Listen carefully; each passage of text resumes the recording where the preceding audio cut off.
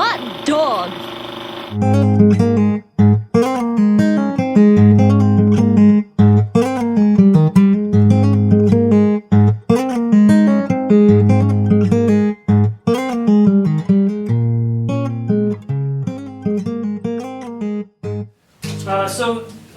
This was all I could find. I found some props, and some of them are dear to my heart, and some of them I honestly don't know if I can give them away because they're so important. But this one, I'm like, I love this, but this one I thought, okay, this is one thing I can give to you.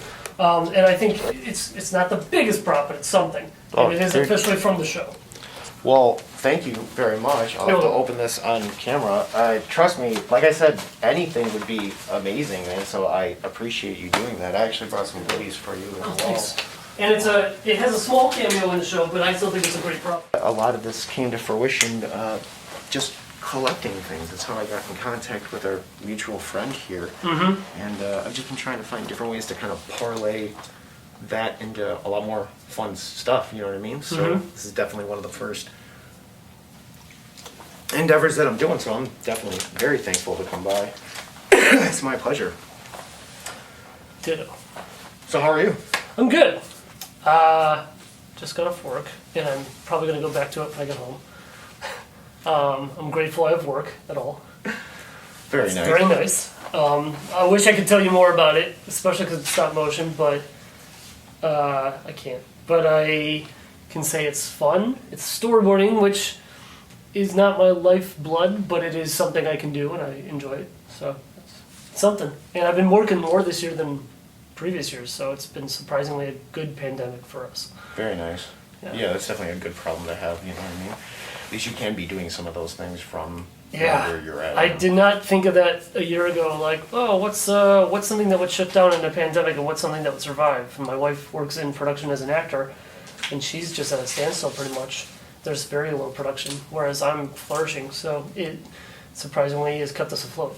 Yeah, your industry does have a little bit more open opportunities, while most actors are having to either go elsewhere or just staying in limbo, which is what a lot of the industries are doing now, unless it seems, and I'm definitely not trying to steer the conversation in this, but it seems like if, because this virus has become almost like politically polarized in many ways, I'm seeing a lot of other entertainers work, but it seems like they're just staying to red state tours or to certain places and having to migrate and completely change their whole plan of action, so they're able to work, but in really weird confines that are changing week to week, so it's very difficult. It's weird. And like I'm from Chicago, so my friends in Chicago are dealing with it very differently. My brother's in Florida, his situation is completely different.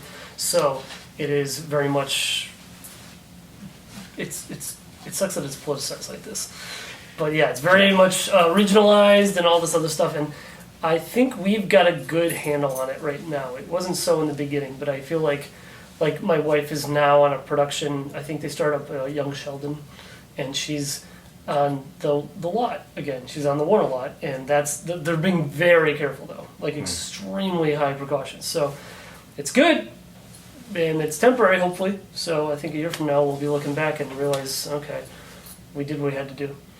For sure. But seriously, I mean, I have to start by saying just thanks. Thanks for meeting up. I know it is crazy, and I know your schedule's got to be pretty busy. Inside and outside of the current project you're working on. So I very much appreciate you just coming by and shooting the shit, you know? That's awesome. You are totally welcome. And I talked to a decent amount of fans, but I gotta say you're one of the higher tiers. So thanks. Respect where respect is due. Well, thanks, man. Yeah, I find Morel fans to be quite interesting, but I don't know why. I don't know if I have a soft spot for like domestic abuse or alcoholism or Christianity or what it is, but there's something that definitely jives with the show well, and it's funny after so many years of watching it. It's something that I constantly go back to, and it's a really good, it's a really nice gem, and I'm not alone in that. It's astonishing actually how many people you read online, you know, their top 5 favorite shows or something like that, and Morel is consistently up there, despite what happened, despite critical acclaim from other shows. And for you, I mean, I can only imagine how that makes you feel and everyone else part of the show. But being someone who grew up with the show and loves it so much, just to see other people enjoying that and getting something out of it. And it's not to say that, you know, the Cleveland show doesn't have something that people can get from, but I think Moral has that, has a lot of love at the center, and for them to glob onto any of these shows, for that to be the one is refreshing. That's really nice to see, you know what I mean? I think that's a statement that a lot of fans will definitely defend. Like, so. You're preaching to the choir. I'm a huge fan. Like, it's one thing because I worked on it, but I was a huge fan of it from the first day they threw me on there. And I loved it so much. I read every script, because I just came on season 2. I wasn't on season 1. And I just fell in love with it from, like, what was the episode? It was the crack episode. And from season 1. Season 2, so episode 2, yeah? Yeah, basically, yeah, that was the one. And I was like, holy cow, this is special. This has really hit me hard. And then, I mean, it left that ridiculousness of season 1 and became something so much more. And then by season 3, it was, holy cow. It's in the tier of, like, shows like BoJack Horseman and, like, good episodes of Rick and Morty and even All in the Family and, like, really heavy shows. And I thought I could work on this for 10 years and be totally happy. And when they canceled it, I cried. I mean, it hit me hard. Because I not only career-wise wanted to be a part of it, but I wanted to see that show grow. And we had such ideas. We were talking about this was going to happen. And I don't know, I just felt like, you know, something died. Something actually died. So it was, I was a fan, and it is so humbling now to see that people like you and others online had no idea anybody knew what the show was. I thought it was dead and buried. And then Instagram changed all that. I was like, oh, people know what this show is? Holy cow, it's still relevant? That's cool. I had no idea. Yeah, for a lot of people, that first season, since it is so episodic, it's weird because it's a little bit of hit or miss, and you do have to have a little bit invested into the show, but dear God, does it pay off. And for the people that... it's interesting because, you know, you mentioned Instagram, but there's a lot of younger people who are actually watching the show now. But it's very interesting to see the older people who attach to it and still very much love it because they stand by it. I think they're happy with it. I think they're equally as sad as things were, you know, as things went, but are just, I don't know. I think some shows, when they go through that same process, they don't look back on it in the fondest memories, and I think that's one show that even they can sit back and enjoy it. I think it all kind of is encompassed in that last scene where it's just like, you feel okay. Not many shows even get the chance to get that last scene. You know what I mean? So that was a lucky break. Yeah. That episode, so I wrote that episode completely, I wouldn't say completely different, but it was a very different ending. It didn't have that ending. It wasn't supposed to be the last episode. That was just another episode of season 3. And Dino and I, we went back and forth, and then it ultimately became what it became. And then we got the axe, and we found out we're not going to be able to do our full season. So we had to cut like certain episodes that completely, like there's this one that takes place in prison with Sculptum called Raped, and it's about her and the relationship with her and Mr. Creepler. That's just gone. You'll never see that. And we had to find a way to basically make a final episode. And I'm like, well, how do we do that? And it ended up being that one because of certain elements were set in place, because it is mostly about Orel and his father. That's the biggest theme. So we just snuck in that last scene at the like really almost the last second. And it's the best we could do. You know, the only sad part I see is that we could have done it. I mean, I see at least 4 more seasons, but we didn't even get to finish the full season. However, they didn't just cut us cold turkey. They did say, all right, we'll let you do, like, I think they said 7 episodes more after they cut us, because Alone was the 3rd one. So it was like a total of, I think, 13 episodes that season. But it was still 13 out of 20 that we had planned. So that was the only sad part. But we still got to kind of wrap it up nicely. I don't know if it's just because of my own personal background with alcoholism and things like that, but with hearing every possible plan and theory that, you know, Moral was supposed to do or could have done, just to see that last scene of him actually having a photo of Clay in his house is, I mean, I've heard speculations of, I'm trying to sum this up real quick. All the different speculations on how he could have came to that point of where that would be okay. That would be something he would be okay looking at. And I think that really resonated with a lot of people because a lot of people in, you could say, Clay or Moral's position don't come to that. They might not even have a chance to come to that, let alone coming to that mentally and being okay with that and moving forward and, you know, finding things of acceptance or forgiveness or whatever it may be. So I think even though fans obviously felt that sting only on a small level compared to, you know, people who were intimately connected with it, I think just still seeing that was, like I said, some shows don't have a way to end like that, but I think people seeing that was just like, okay. You can kind of exhale. Yeah, it's just like, okay, he's gonna be okay. Yeah. Like, he's all right. We analyzed that last shot a lot. Like, what do we want to see? And we talked a lot about what were we going to set up. And we had so many things we couldn't cram into that little L-shaped wall. And it was like, God, it's such a tight squeeze. And we tried to squeeze everything physically and visually into that. Like, Orel still has a limp. You know, that's in there. It's so slight, but he still has that limp from his dad. And, like, little things like that. But we had some other photos we were going to have hanging of other, like, what happened to Reverend Putty? You know, we don't know. We even talked about, like, having, I think, something from Stephanie on the wall. But, yeah, having his father and mother together and the fact that they're still married and they're miserable was important. And we discussed that. And I can't say we. It was mostly Dino's idea. He's the brilliant one. I just kind of ride his coattails sometimes. But I was there for that conversation. So we talked about it. And he thought it was important that they were together and miserable, and that's a great example. And you're right, it's forgiveness. Orel learns forgiveness and is still the better man. He's way better. He's a vast improvement to his father. And there wasn't no, like, he didn't carry any of the jadedness. It wasn't like he has a chip on his shoulder that we can see of any kind.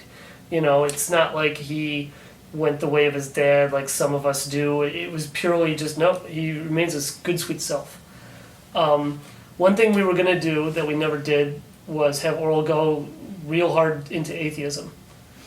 I've read the Goth phase and a few other things, which is very similar to a lot of people who are in that position. So I think a lot of fans, when they read that, they were like, this would be amazing to see this character development in every which way he would have went within those shoes, because I mean, there are so many different ways that character could have gone before getting to that point of where he's accepted forgiveness or moved on or, you know, and does what he needs to do. Because that's I mean, aside from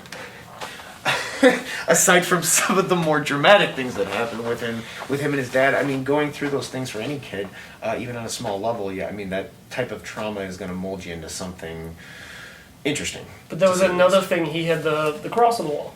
You know, and it shows whether that's a keepsake or true to his faith, he's got it on the wall. So that was another thing, like, we wanted to show whatever he goes through, he still kind of holds on to these pillars of who he is. Yeah, he's got those things at his center, his core. Yeah, and he's got his new dog, you know, and he's got Sheepy and Block. I think, I don't want to take credit for anything I didn't do, but I think that was my idea to have them, when we talked about them going into, like, an academy, like, I think it's mentioned in some script that they go to, like, a military academy. Maybe that never made it in, but then we had him become a cop and a firefighter, and I was like, that's pretty good.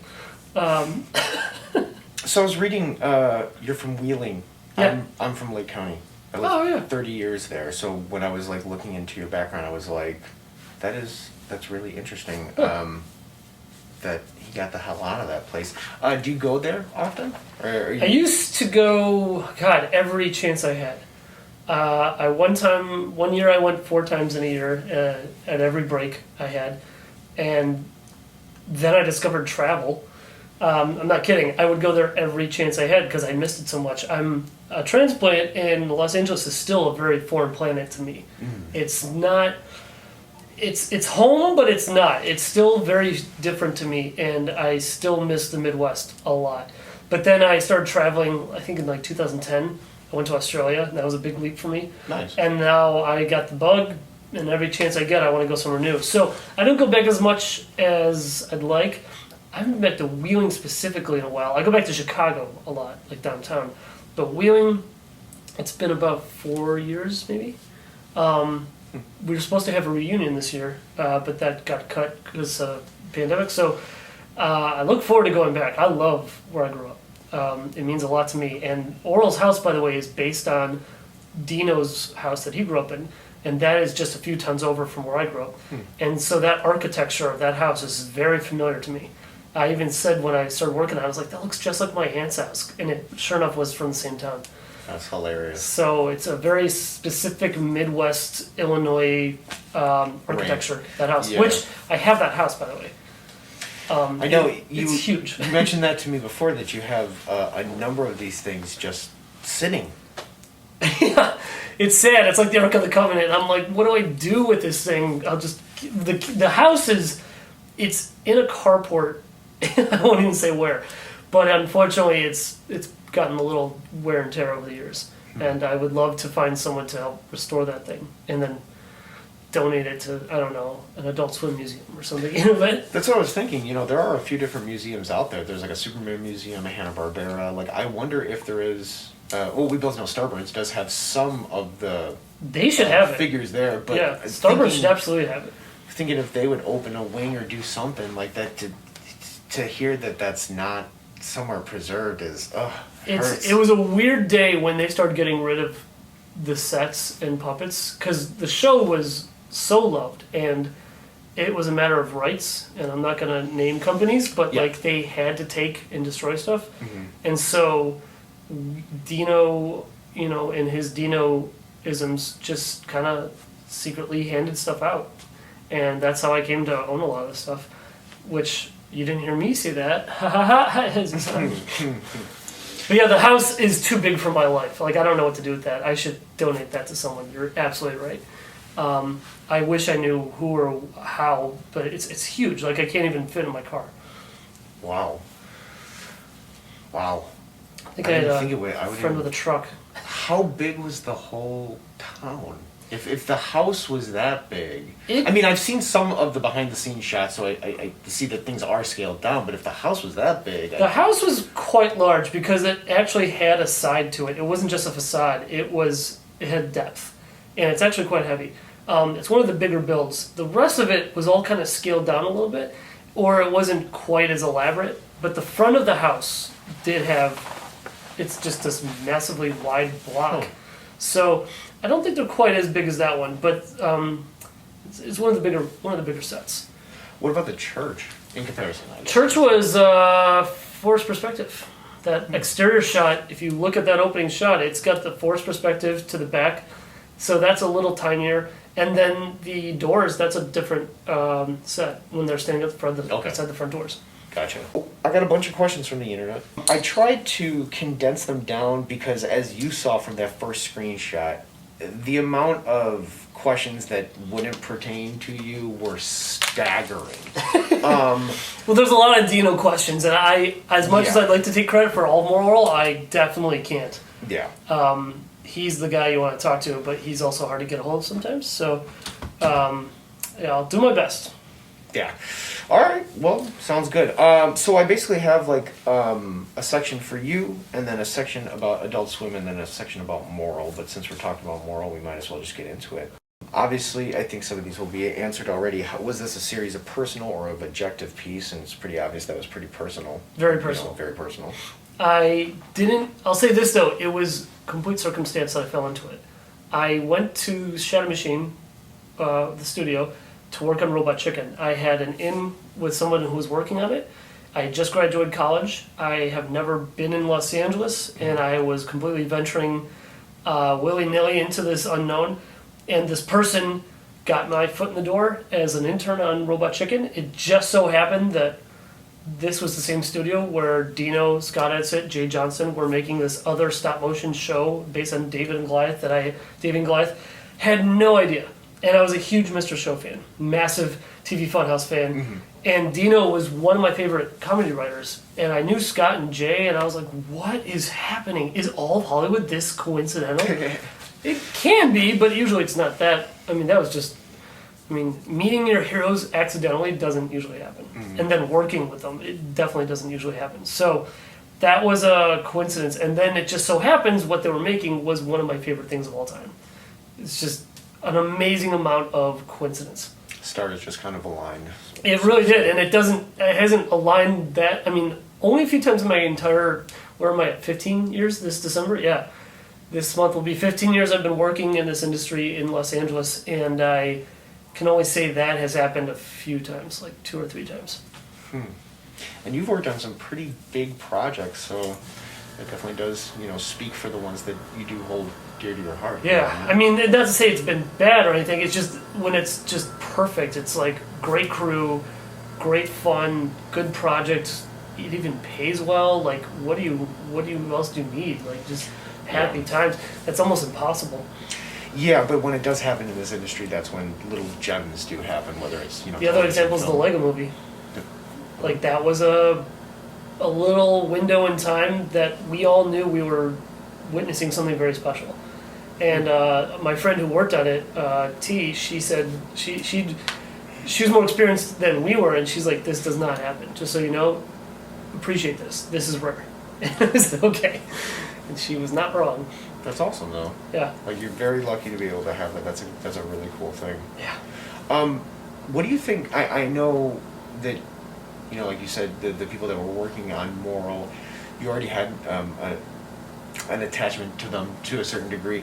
When you started working on the show, and we spoke before, the show takes a dramatic twist. When did those scripts start? When were you handed those scripts? When did it come where you were like, oh my god, this is actually going to change?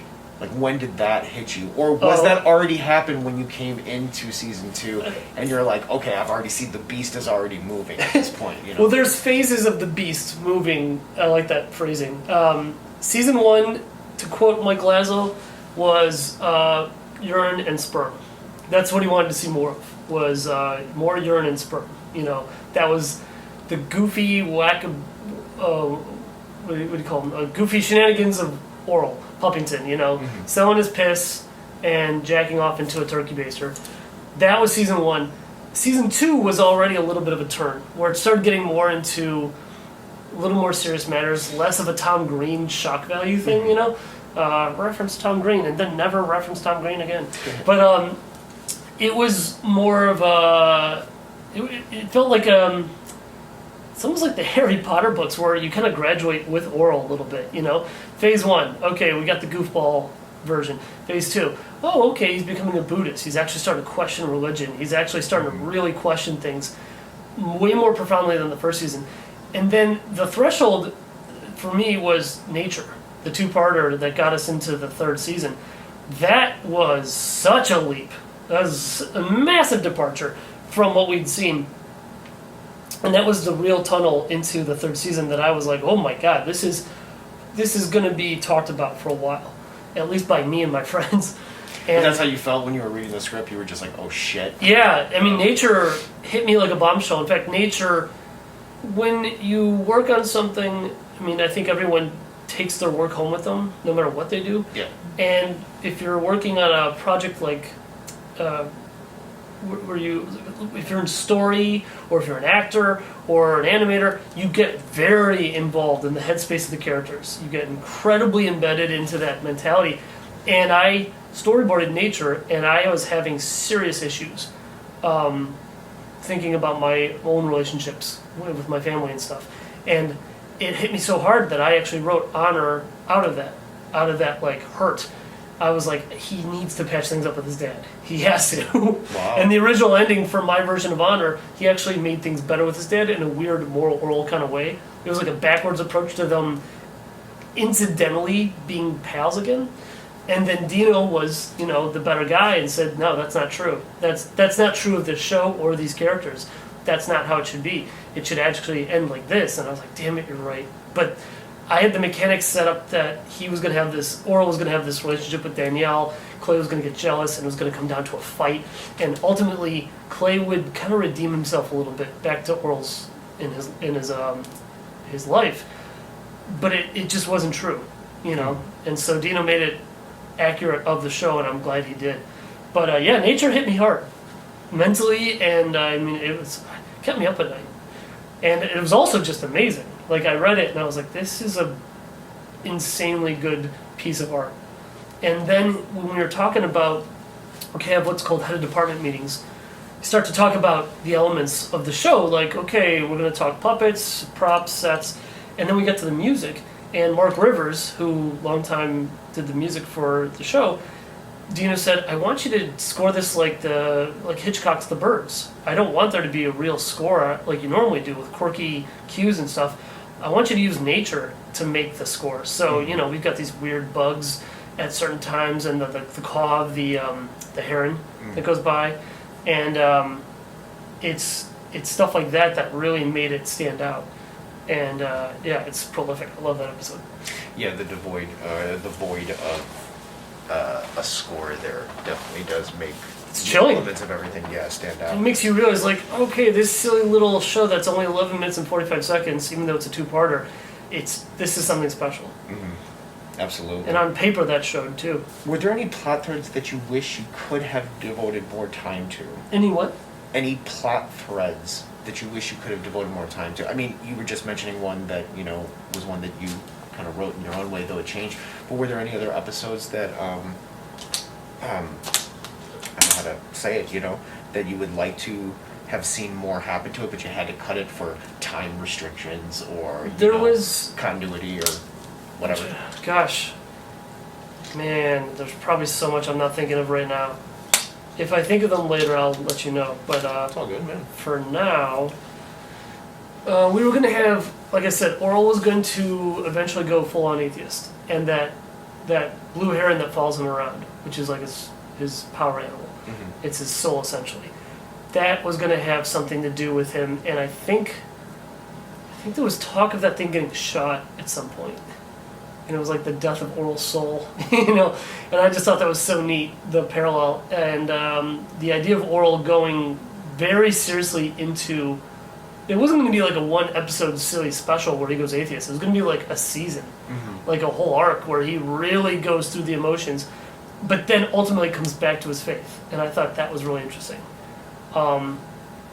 And that never came to be, and I was always sad about that. That was something I was really excited to kind of walk down. Because I've never was like Orel. I wasn't raised that religious, but there was some religion in my life growing up, and I never really took to it. And then I did the teenage angsty thing, and I went full double down atheist. And it wasn't just, I'm an atheist, leave me alone. It was, I'm an atheist and F you if you're a Christian. Like, it was like really nasty. Mm-hmm. And then it became a little more neutral, and now I'm at a nice, I like where I am now. I'm way more calm about just the unknown. Like I always say, people are terrified of the question mark. People need exclamation marks above their heads to be assertively aware and assertively know what they're thinking and where they're going. Whereas I've gotten comfortable with not knowing things. I'm very cool with that. So I'm at this point probably the best I've ever been in my spiritual journey. And I owe that a lot to Moral Orel. Like, it just, I don't know, seeing it put in puppet form made it all come into perspective. That's beautiful though, man, to be able to at least know where your restrictions are when you were younger, and at least be open enough now to be comfortable in that, you know, space to at least allow what you can in. That's really great. Yes. And I totally took your question and made it about me. It's all good, right? But it organically just came. But I'm trying to think more about like what episodes or plots I wanted to see more of. I did want to see that raped episode. Oh, there was that episode Abstinence that I was lucky enough. So that was something I was really passionate about because it was the Doughy special, which we kind of saw in season 2. Was it the Latchkey episode when it's his parents? But this was like real full-on Doughy, the Abstinence King, and that meant a lot. That was the episode I was supposed to direct initially. And so I had already had the head of department meeting, and we had done the boards, we did the records for it, and I was on my way to directing this episode, and that was when we got the call that we were canceled. So that one got the axe. So Dino, in his infinite wisdom and kindness, he and Eric Bleiler came to me and said, you can make this episode, but you can't use the puppets or the sets. And so me and Mick Ignis, who was just an intern, I think, at the time, we finished that episode with cardboard and clay, completely out of love. And it was so hard, and we were so not good at anything. And we just put in the time, and this was on top of me working on Robot Chicken, so I'd work Robot Chicken for a full day, and then I'd jump on this and work till like 4 in the morning, and I was sleeping at the studio. And Blauer just said, the studio's gonna be on like a hiatus for like 2-3 months. You have this amount of time to finish it, but you have to treat it like a real production. And so that episode, I loved it so much, we finished it, and it was online, it did its rounds, and then I think Turner took it down. But it's still somewhere out there. Yeah, it still floats around. That's an insane story. That is awesome. Because I've never heard that before. And everyone points out that, it is a cruder episode, and some people have talked about, how it came to be. And yeah, we got a lot of criticism for it, too. People are like, why does this one look like crap? And it's like, well, it's those boxes, we got those from a grocery store nearby. They were free, and they were in the back. And the clay, we just had the clay. Mick made those with a few helping hands, and very few wonderful people came forward to help out on this episode, but it was mostly animated by him and me and a few others, and then, like I said, we had the records. We already had the breakdown of everything we needed. I already storyboarded it. We were a third of the way, so some very nice people volunteered and helped us finish it, and a genuine labor of love. And it came out, there's a few fuck-ups, but it's pretty good overall. I think it's awesome, and I think most people see it after they see the show. Yeah. And I think with everything that's being said, and I think most people who love this show don't give a shit. Like, truly, like, they're just happy to have another episode. Yeah. You know what I mean? And it's a good episode. Yeah, like, it's a great episode. Yeah. There's only a few shots I'm like, oh man, that shot sucks. We could not figure that one out. Like, we were learning as we went, and we didn't have any time to redo stuff. Like, the puppets were literally melting under the lights because they're made out of clay. Yeah. For those listening, stop motion is not the same as claymation. Clay is like Gumby. Nobody really does that anymore. Even Walsum Grommet, that's ball and socket, silicone, Yeah. urethane, it looks like clay. It's not. Most shows don't touch clay anymore. It just isn't really good to work with. Yeah. But that one was, because we had no other means to do it. And so, we even had like a puppet cook under the light.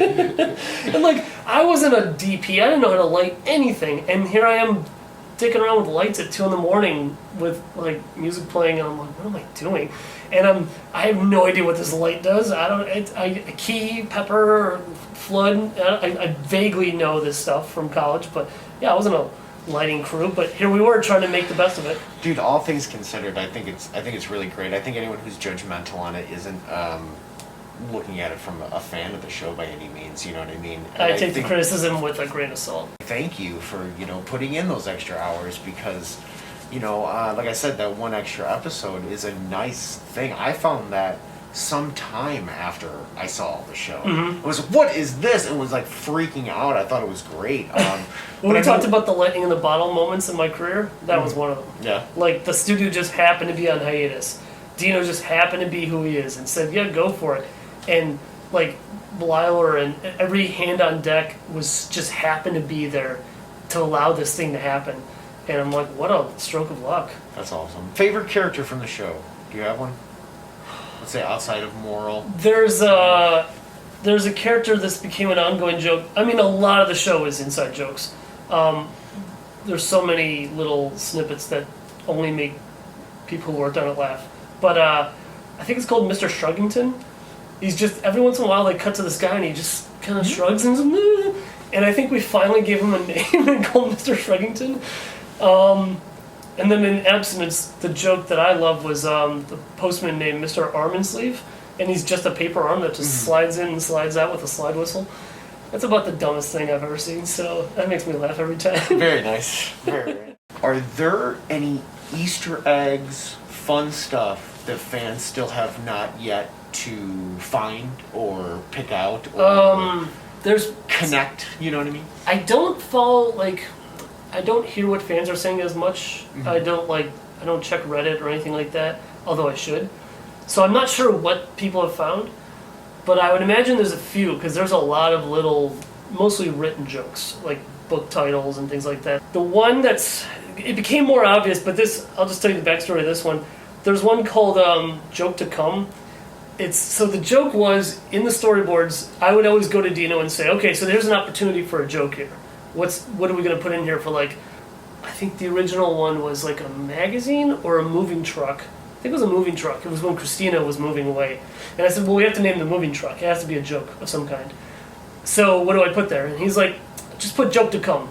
That means we'll think of it later. And then later I was like, okay, so it's like, I got to do the boards. I got to finish. What are we doing? And he's like, what if Joke to Come was the joke? And so Scott was in the room. Scott came up with the idea of the clown with binoculars looking for the joke, and a bunch of kids like sitting around waiting, like looking at their watches, like, when's this joke gonna arrive? And like, so that became an ongoing thing.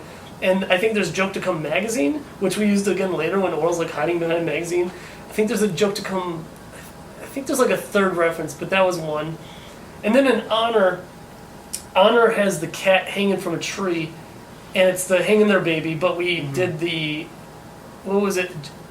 It was going to be Nice Work, Sherlock Lax. Wait, I'm mixing it up now.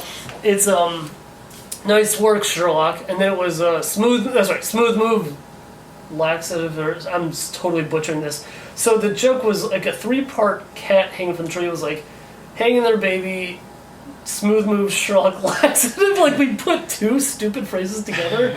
I think it became Smooth Move, Sherlock Laxative. If you look at Honor, the cat in the poster, it's almost like a telling of the cat falling from the branch.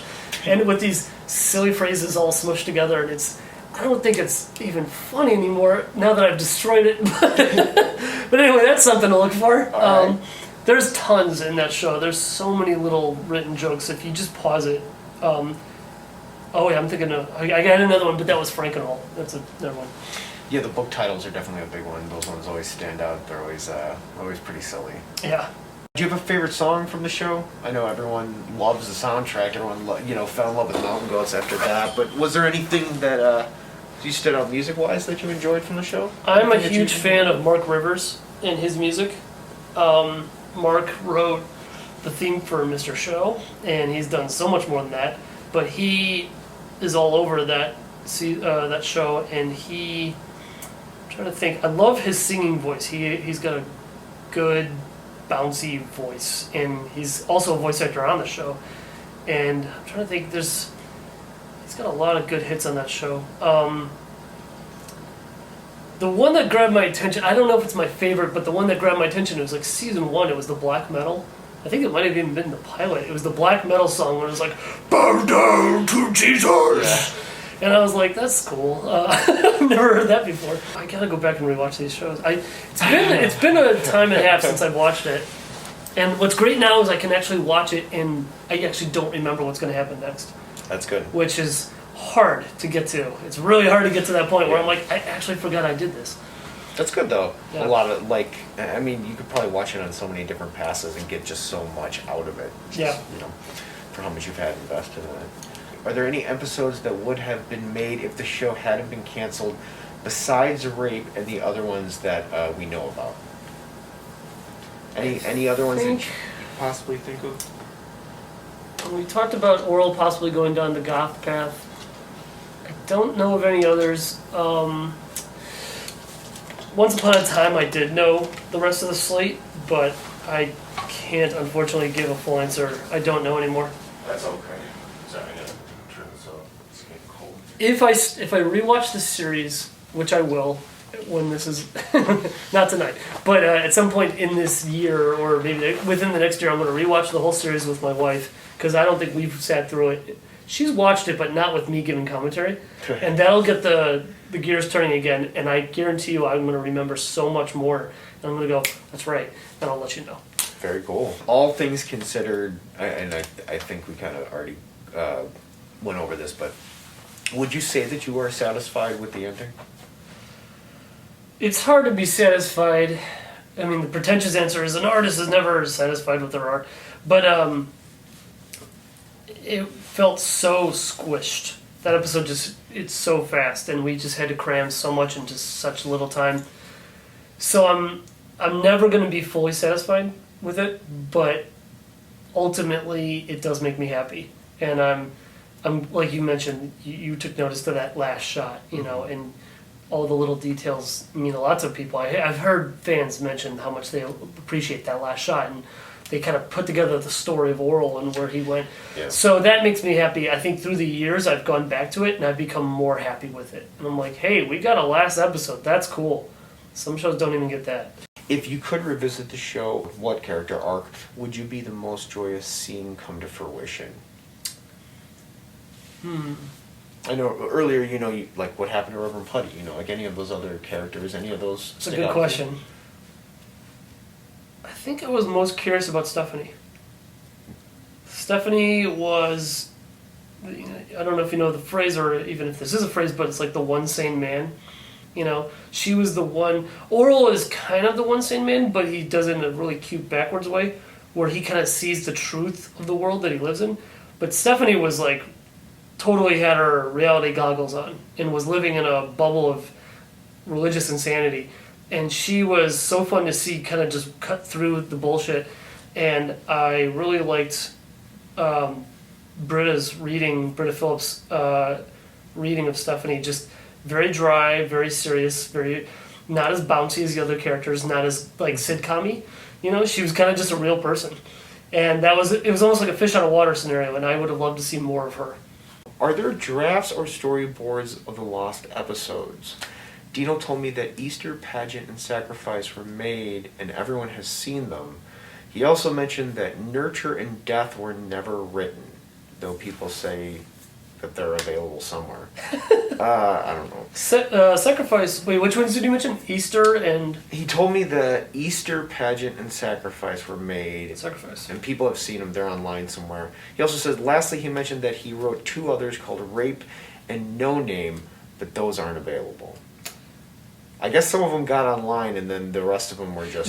Sorry, your question's about the boards or the scripts? It says, are there drafts or storyboards of the lost episodes? Which I would imagine that would be Easter, Pageant, Sacrifice. I don't think there was any. I would have seen them. Because I was done till the end, and I was I'm not going to take all the credit, but I was pretty much the storyboard department. There were only a few other people in there. It was a very small group. It was like 3 people. And season 1 it was 2 people. So I would have seen those, and I can't remember boarding anything for that. How big was the team at one point in time? Like, how big did it actually get? Season 2, it was literally me at one point. And then it got as big as like 3 people. It never went past that. And occasionally we would have interns help out with like, this is how old the show is. We used to literally cut the script out with scissors and tape it onto the storyboards of paper, no computers, and Xerox it. That was our process. This was all pre-computers. Nothing was boarded on Moral Orel with computers, except the occasional Frankensteining of drawings in post, like the editors would actually kind of like construct stuff on occasion, or do like a moving camera shot or something like that. But everything else was done just with paper and pencil. It was pretty rough. So the team, I'm trying to think, season 1 when I came on, I came on season 2. Season 1, I believe, was 2 people. Season 2 when I came on was me and Ron Noble, and then it was just me, and then it was Chris Pluschek came on, I think, end of season 2 or start of season 3. I can't recall. And then there was just one other person. It was, I'm trying to remember the names, but it was small. It was a very small department of storyboard artists, and our turnaround was real fast. That's a very small amount of people working on that. Yeah, I mean, it was. I don't want to take all the credit, but I don't remember too many other people in their department. It was a very small group, and I would just take the script and read it, and then go to Dino's office and be like, all right, let's talk about it. And then we'd sit there and try to come up with jokes, and I'd do punch up with him, and it was great. Him and Scott and Jay and whoever else was around. Just silly time, huh? It was a good time to be funny, or in my case, try to be funny. It was good. Did they have to rebuild all the sets and characters for Before Orel, or were they still intact or able to be filmed with? I think they actually had to rebuild everything. Oh, okay. from scratch. What they might have had in storage was the molds. They might have still had the molds for like various puppet heads and bodies. I can't recall completely. I wasn't as hands-on for Before Orel. I was a gun for hire for the boards for that one. And I was an assistant animator on that. I just didn't want to leave. I was really keen. And I was actually thinking maybe at this point in my career I would turn the ship towards animation. And because that's what I moved here for, was to be an animator. And I thought maybe this would be my opportunity into that. So they threw me a bone and I got to be an assistant animator on it. And I was so grateful for that. But I wasn't as involved with everything as much as the previous seasons. So I don't know all the details of where everything came from, but I feel like if they had anything, it would have been the molds. But I'm pretty sure everything else came back, or I'm sorry, just was completely made from scratch. Would you personally be open to a crowdfunding whatever for a revival or short film similar to Before Orel?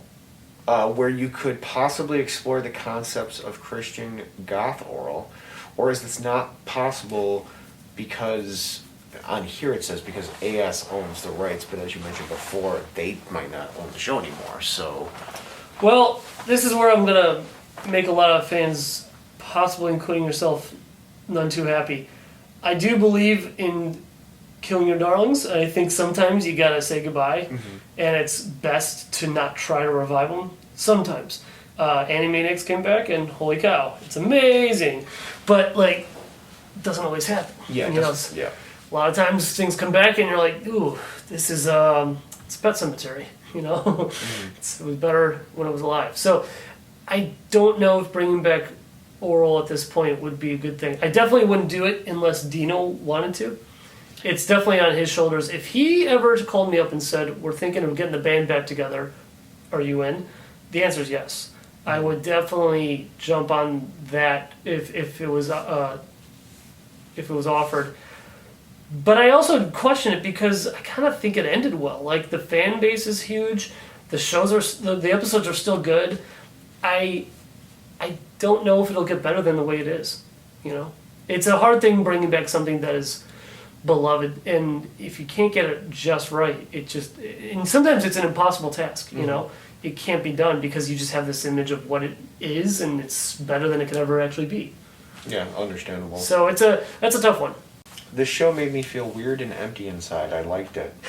That was a comment from somebody else. Good. Given the opportunity, would you work with Adult Swim again? Yeah. Yeah? Yeah, absolutely. I liked we worked with Weinfeld and Laszlo, and Ollie Green was great. And I'm trying to think, Ollie was amazing. And I'm trying to think who else we worked with over there. But yeah, it's a good team. And I gotta say, sometimes the notes came back from them and we were like puzzled by them. We're like, really? That's your note? But then sometimes their notes were outstanding. Nick Weinfeld's notes were really good. He gave really good detailed notes that sometimes I would question, and then the more I thought about them, I was like, that's a really good note. Okay, you are paying attention and I should listen to you more. So, yeah, I trust them to know a thing or two about what they're doing. Are you at all upset that Adult Swim requested that you make the show darker and then immediately canceled your show for following through on their request? No. Well, that sounds like I created the show. I didn't create the show. I didn't even know they requested it to be darker. I thought that was just where Dino wanted to take it. To me, the show was becoming more of what he wanted and what he was feeling, and he was becoming more true. Like all shows, you know, the characters start to become more realized. And I mean, I'm rewatching Community right now, and Community season 3, it's like so realized at that point compared to season 1, and every show does that. Season 3 for Moral Orel was just really starting to get to what I think the stories Dino really wanted to tell. I don't know if that came at the request of Adult Swim. We were, however, beefed by or cheesed or whatever food product. We were upset that they give us the note that they wanted to go back to season 1. They wanted to see more of the goofy shenanigans of Orel, and it was like, well, we did that. Like, that's over. I think animated shows today, not just animated shows, but animated shows are so good now. I think a lot of it's partially due to Moral Orel, but I think Dan Harmon's really good at this. He knows when to kind of move forward. Like with Rick and Morty, they could spend a season on something, or they could be over in an episode with the same plot. BoJack did the same thing, you know. Oh my god, I love that show. And BoJack could easily have spent a season at his family's cabin. Instead, he, after like one episode, leaves it, and we're done. And we've gotten really good at kind of moving past the gimmick. At least we're better at it. And I think when we got told, go back to season 1 tactics, we kind of felt like we were doing the one-trick pony thing. And it's like, we did that trick. Let's do some other tricks. So I would have loved to have seen how much further we could have gone with the darkness.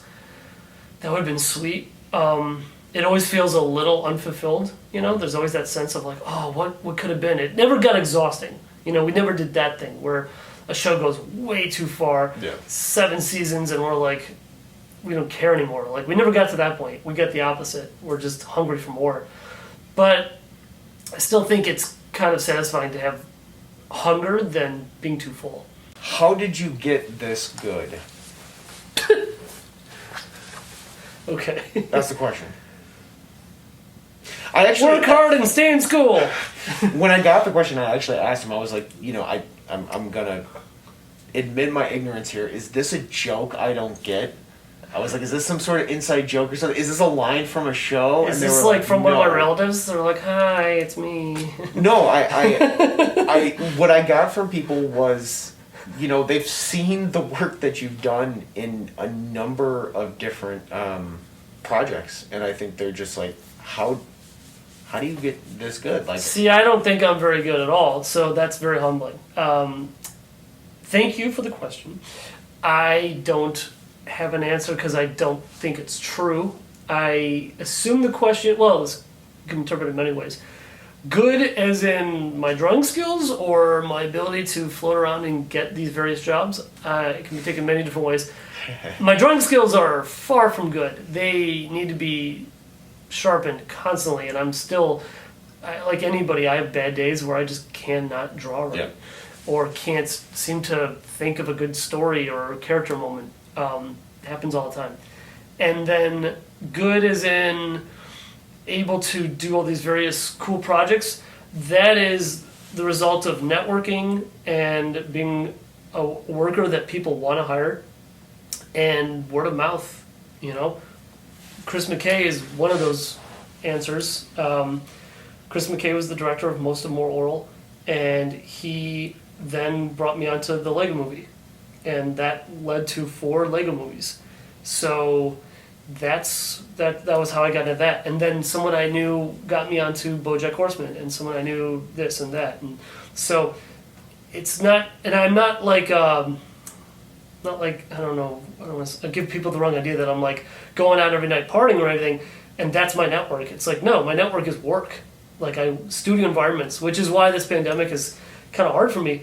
I love studios. I love mingling with people in person. That's the greatest gift I've ever had in my career, is the writer's room where you get to just jam and have ideas bounce off each other, and you may have the greatest sketch idea or joke or whatever, and then someone goes, no, what would be better is this, and you're like, oh, I'm so stupid, that's so obvious, and you round and round you go. That's what I miss the most. The true answer, how did I get this good? Other people. Helping each other out. And people help people look good. I've had great crews. I've had the best crews. Like, that sounds like a boat thing. No, like my crew on Moral Orel it wasn't even my crew. I was part of the crew. They were incredible, you know, and Dino was great, and Scott and Jay and Mark Rivers and every voice actor involved.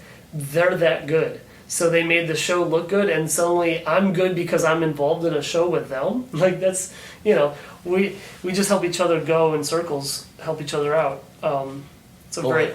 That is very modest of you to say, and, you know, a lot of people do work well when they can sponge with people, but, I mean, just the labor that you put into these shows and the work that you've done in other places, though you're able to sponge with people, I think the work you've done definitely stands for themselves. And even like you said before, if at one point in time you were a person who was a little bit maybe closed off to certain things, you're definitely being open to it now. Yeah. And I can greatly empathize with being in that writer's room or the editing room or just any one of those rooms, and yeah, that's that chemistry that happens is unreal. It doesn't always happen, but when it does, that's my favorite thing ever. That is just the sweetest song, and I mean, you're a musician. Like when you get that with music, holy cow! Yeah. It is electric.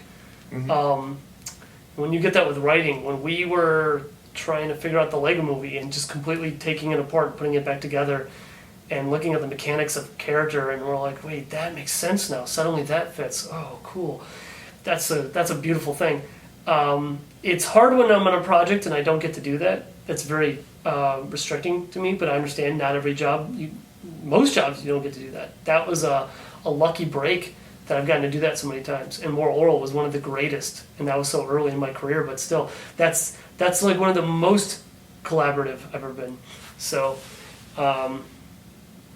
it's just, that question's funny. It's ringing in my ears. How'd you get so good? I'm not good, but thank you. I work hard and I keep my head up and I try not to cause bullshit.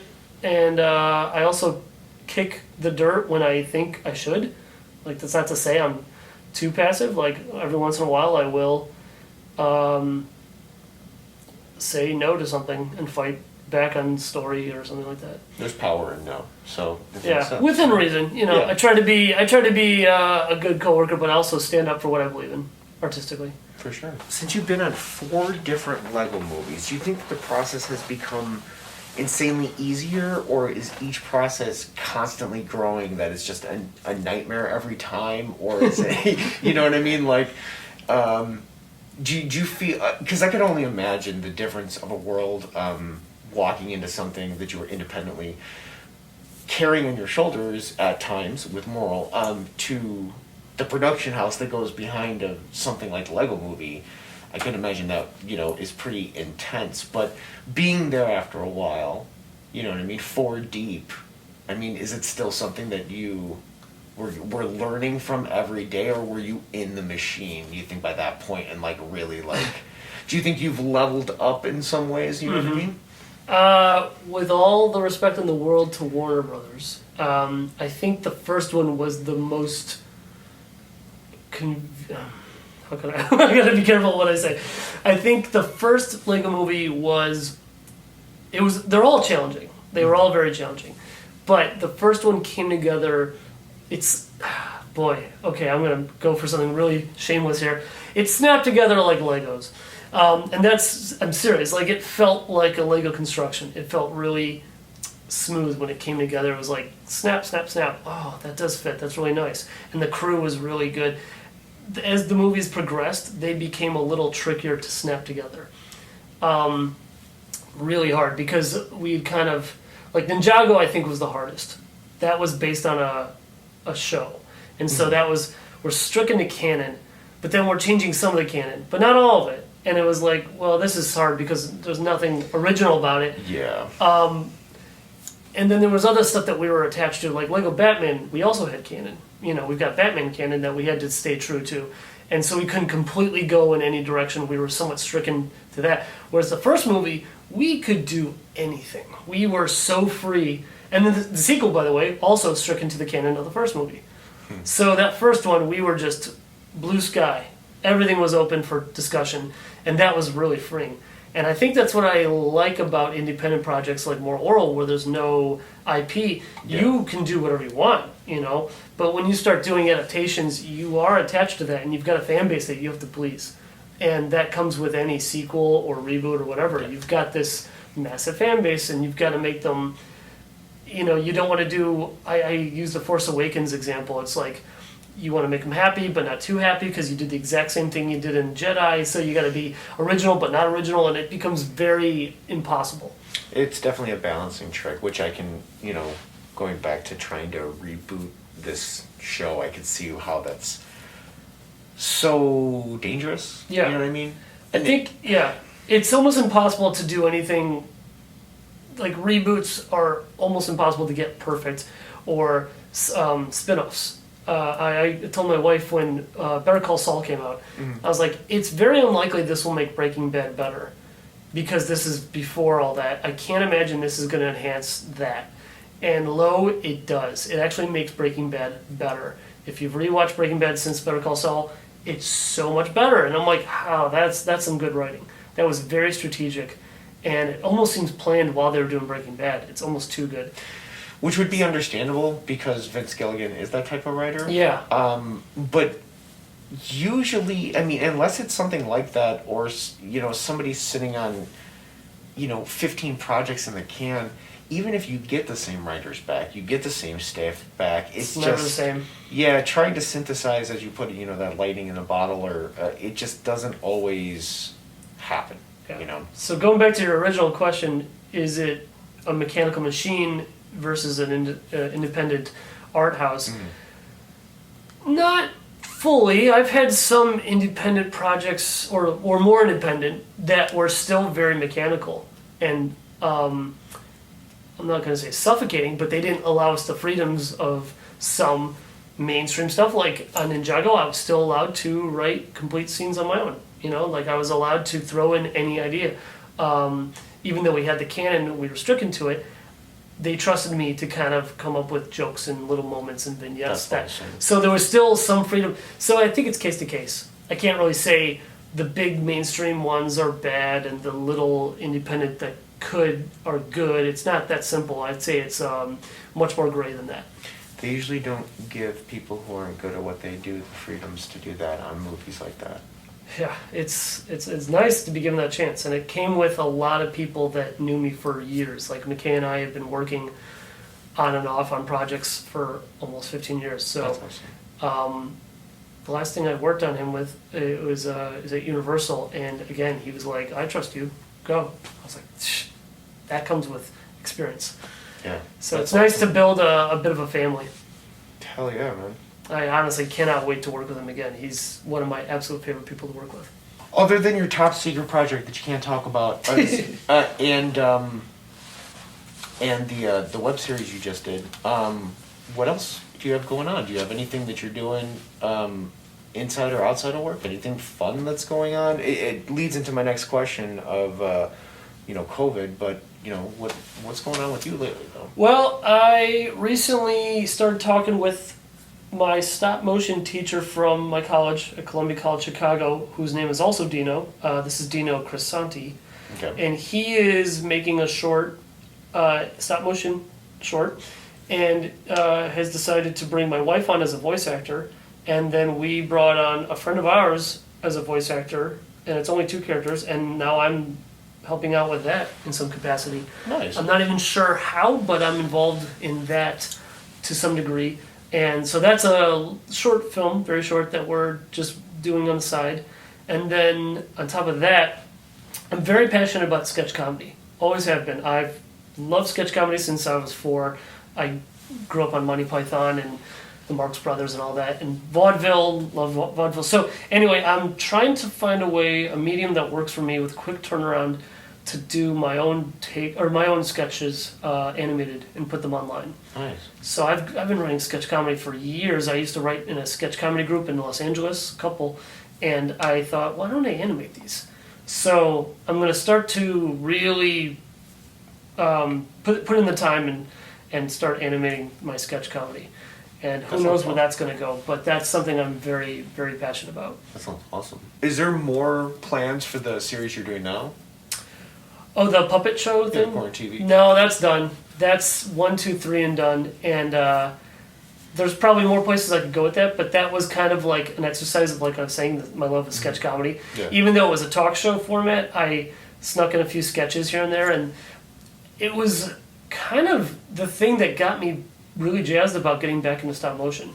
I'm very passionate about stop motion again, and I took a little break from it. I really thought I would pursue 2D animation and try to make that my home, and just in the past year, it was literally this pandemic and that experience that made me realize how much I missed stop motion.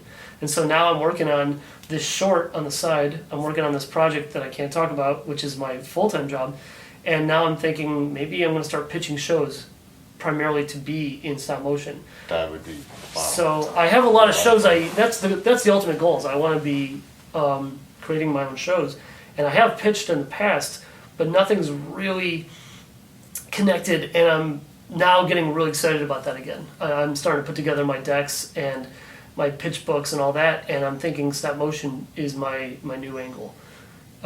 It's becoming very personal, and it's not just I think that'll sell. It's like, no, I want to see this. I cannot wait to see this. Well, there is a community who loves it. There's a void of it. I think there's always something there, and I think with your experience and the love that you've put in other projects, from my experience, that kind of shit sells itself. You know, you can try to pitch whatever you want and try to put a bow in it, but I think if people look at what you do, I think that would be really exciting to see. That could be some really cool shit. And I would make hopefully some Moral Orel fans happy. They'd be like, all right, well, it's not exactly from the creator of Moral Orel, but it's from the crew, and I definitely want to carry I'm not carrying Dina's torch. That's impossible. That's his torch. But I do have a love for that genre. Mm-hmm. I do love edgy, but not gratuitous. You know, I like smart comedy, but I also like controversial. You know, so these are all things I want to carry for myself. Nice. So whatever I make, if I get to, it's going to be somewhere in that wheelhouse. How much easier is it animating what look like paper cutout mouths compared to the puppets with more realistic looking mouths? Okay. I wish I could answer that. I am not technically an animator by trade, even though I work in animation. I don't know the answer to that. My guess is it's easier. The mouths come on a sheet, and they have, the stickers on one side, and you just take them with tweezers, very carefully place them. Try to not have them slide across the face, kind of keep them centered. That versus, that's interesting, because, okay, so I was the director of Frankenhole for 2 seasons, and I was told by the animators that they liked those mouths, because those were more like marionettes, where they could actually open and close their jaws. I was told that was pretty fun, and it didn't require a whole lot to get all the expressions. Like, they didn't show their teeth and move their lips. They didn't really have lips, so it was a matter of fact of like opening, closing, the occasional tongue, and then you get a little jaw movement, and they said it was really fun to get that lip sync going. So I don't know which is easier, but I know it was enjoyable. A lot of responses from the animators. They were like, this is a lot of fun. Those paper doll puppets were, ironically, the paper doll puppets couldn't move their jaws, but they were really lightweight and easy to move, and you can get a lot of expression because they were like ribbon bodies. Okay. Yeah, the animators seem to like them a lot. But I'm not sure which is easier. Was there ever a challenge of properly animating what the actors were saying? Did you ever get something, you know what I mean? Like, yeah. It might have been a mouthful or something like that. You're like, I can't, cue it up. I don't think it was ever a challenge, but there's, lip syncing can be tricky, but I wouldn't say, I don't know, challenge makes it sound like it was not possible. On Frankenhole, we had a character based on Heinrich, or it was, I don't know what the character's name. It's based on a kid from The Bride of Frankenstein, and he just kind of had a mush mouth of just words. You just kind of go, but you can you could try to sync that up. I think the animator did a great job. I forget who it was, but I don't know if it was a challenge. I think it was more fun than anything. In what frame rate was Moral Orel animated in? Was it at a constant frame rate, or did it vary? It also says on here, I remember Orel's personal projects being lower.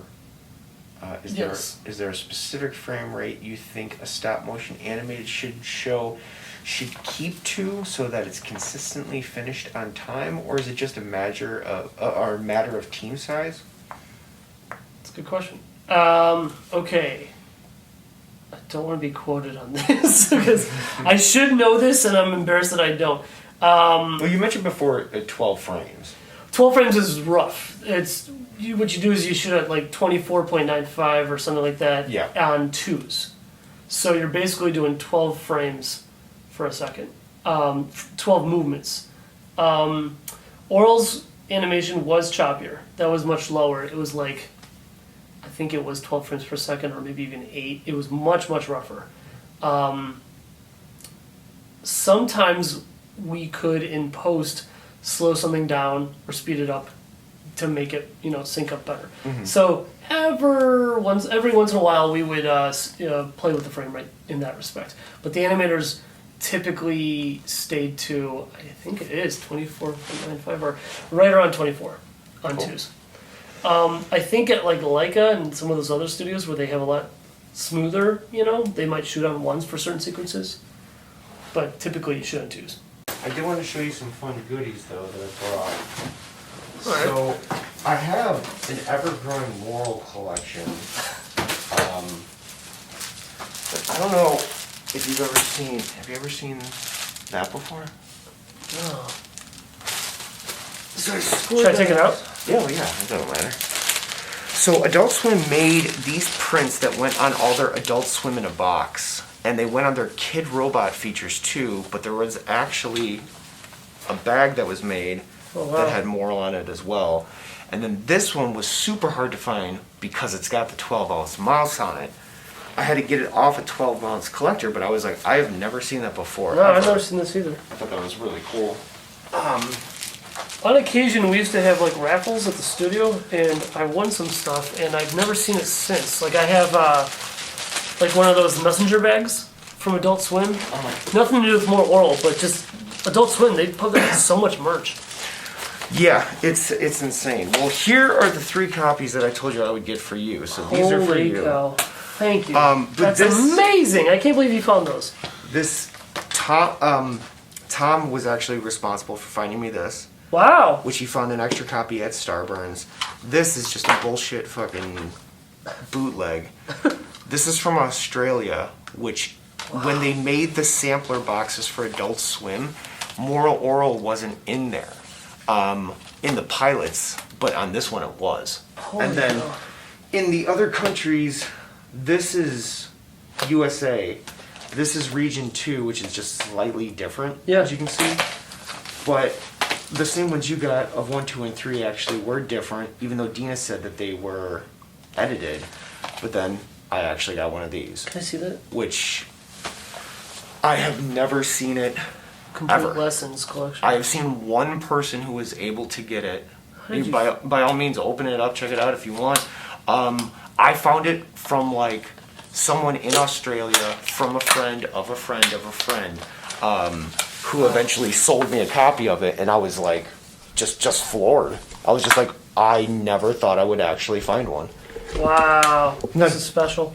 Kind of like I said before, I always felt it was a real shame when I heard how the show was handled. It was a little weird.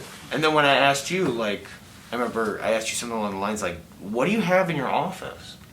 Like, did they send you a care package? Did they do something? And, dude, I've always been a small fish. I've worked on smaller productions, and I've gone into the red so many times to make sure that the people that I work with enjoy their time. Mm-hmm. Like, I don't give a shit. Like, that is an important thing. Yeah. And it just was astonishing to me that something that was so beloved, if that's a correct term, by so many people that wasn't even recognized, down to the point that they even gave you a fucking DVD of the show.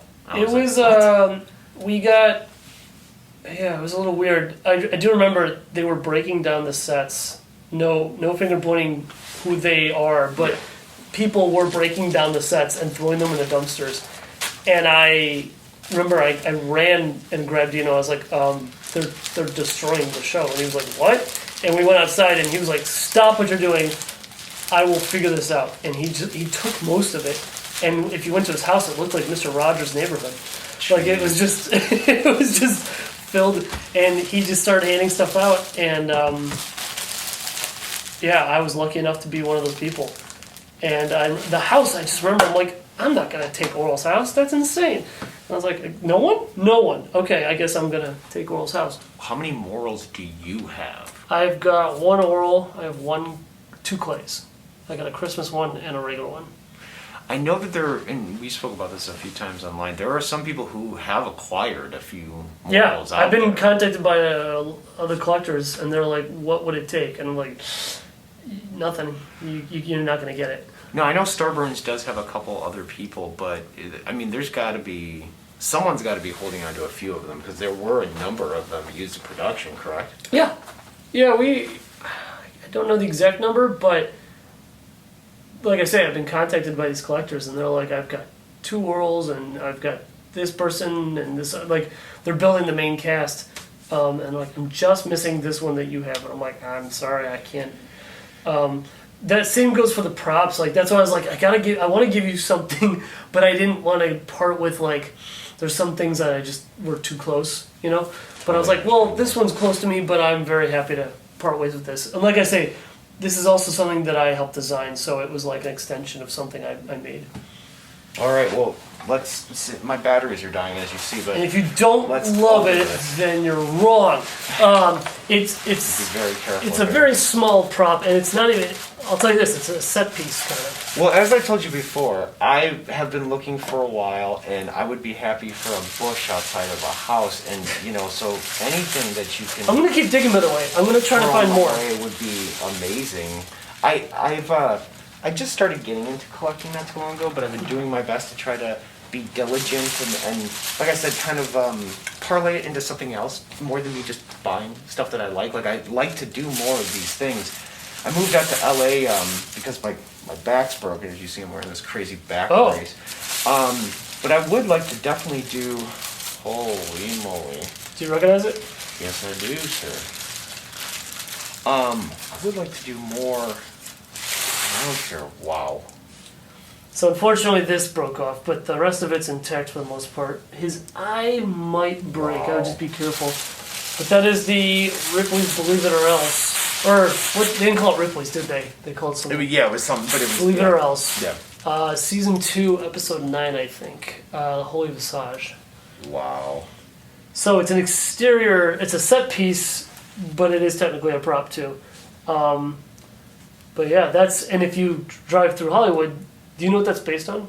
No. That's actually, okay, so the joke that Dino and I came up with was, what if it was like the dinosaur in front of Ripley's Believe It or Not in Hollywood, which is at Highland in Hollywood. Okay. There's this dinosaur, I think he's got I think he had a clock in his mouth for a while, or I think that's why we did that. But he's always on the corner, and they dress him up for various reasons. Now he's wearing a COVID mask. So we put, that's in the corner, and it's basically modeled after that Ripley's. Very nice. So, Wow. yeah, this came out just like the drawing, and I'm going to find my storyboards. That's the thing. I have my originals somewhere, and I'm going to try to find those and possibly send you a script or something. Well, I am Once I find beyond in your debt, my friend. This is amazing. I'm just looking at some of some of the work inside and just looking at it, and I've got to get this behind glass or something because you can see that it's. Just wish his arm didn't break, or his hand didn't break off. Oh, I mean, who cares, man? That's how I got awesome. it. So I've kept it exactly how it is since I got it once upon a time. It's just crazy, when you were saying about how Orel was falling apart holding by a thread. I mean, you can even see some of the. I don't know if obviously some of this happened with moving it around, but even inside you can see it just, everything starts to dry out. Yep. And it's very interesting. Everything breaks. Yeah. Well, I will, dude. Wow, that is amazing. Thank you very, very much. I will Thank you. cherish that and hold it dearly. And hopefully those. I know These it's not are much, amazing. but hopefully you can. No, add this it is to this the is much. collection, This is so much. I can't believe you tracked these down. This is making me happy. But thank you. Well, as a trade, I still think I'm quite indebted to you because anyone who sees this can eat your heart out because this is wow. This is It's amazing, man. Thank you so much. You are most welcome. This is really cool. All right, so now I need to pack this and cherish it like it is a holy item of sorts. A holy visage, if you will.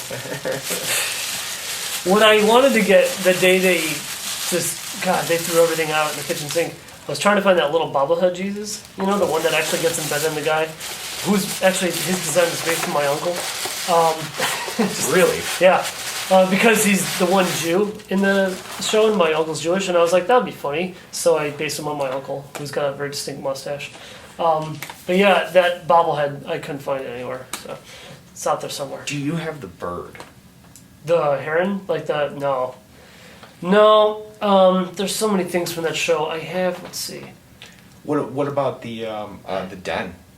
No, I don't have. I used to have major set pieces, and the only set I've left is the house, which is in total disrepair. But I used to have Clay's office as the mayor. His like mayor, like that. I had a school hallway with lockers, with an opening door. It's all gone, and all the set pieces are gone. But what I do have that I'm still very proud of, I have a jukebox. Nice. From Forgetties. That's pretty cool. I'd like to know where the sex shop is. That would be fun. Old DVDs. Yeah, that was a fun one. God, I cannot wait to watch these. Thank you so much. Cool, man. Well, thank you very much for being here. I'm gonna have you fucking put your John Hancock on these if you don't mind. Yeah, cool. Here, I'll put these down. All good. All good. Amen. Hot dog!